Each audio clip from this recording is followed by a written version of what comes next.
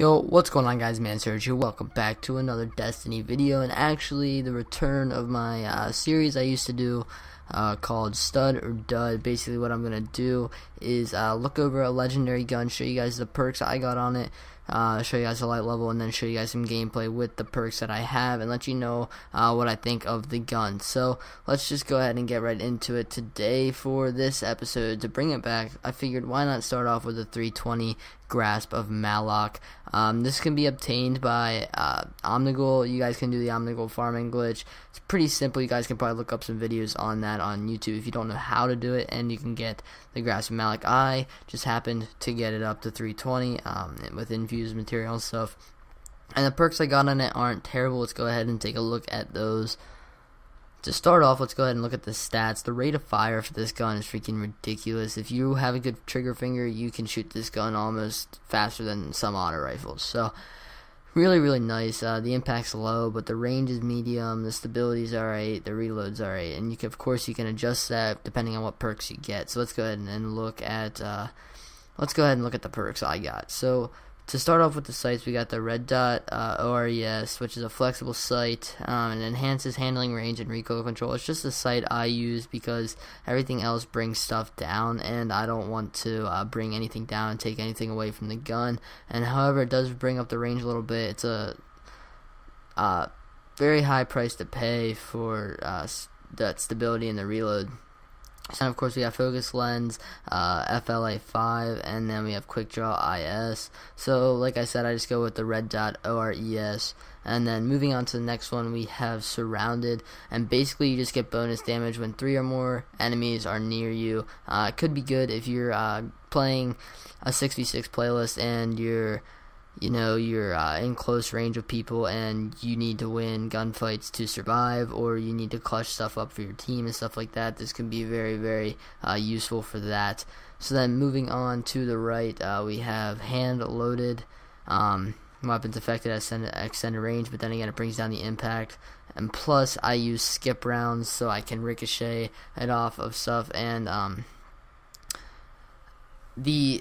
I don't know, it's awesome. They're really good rounds. They do more damage to enemies, and like I said, they can skip around surfaces, so you can ricochet off walls if you know someone's hiding in a corner or anything like that. And then down here we just have Will of Light, which the weapon deals more damage against taken enemies, which isn't good for PvP at all, so we're just going to move on from that. For the final perk, we have Guerrilla Fighter, which increases accuracy, handling, and damage resistance when shooting from behind cover. It can be useful in some cases, however I found that I don't really use this a whole lot. So I'm going to show you guys some gameplay, and I'll catch you guys then. Alright guys, so now here we are with some gameplay, just so you guys can see what the gun's like.